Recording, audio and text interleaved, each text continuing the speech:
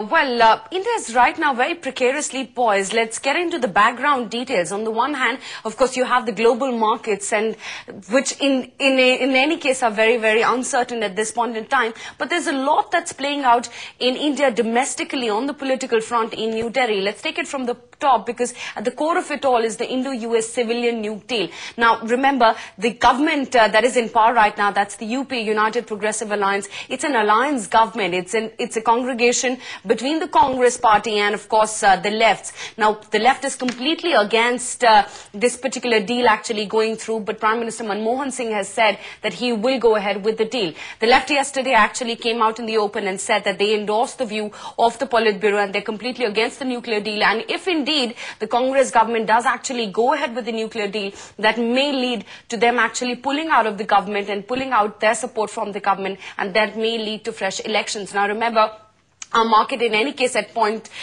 times like these, when there's so much global uncertainty, is at a very precarious position. It's rather sensitive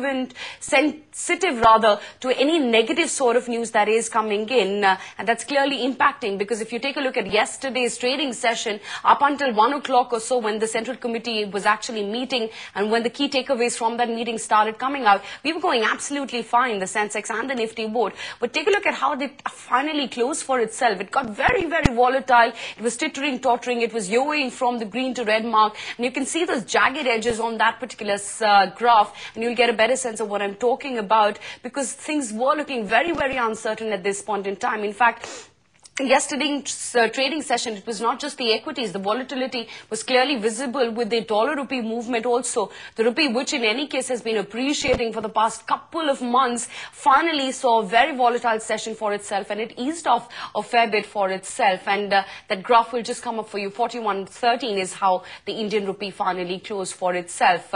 So this is what has actually been happening. Let's see.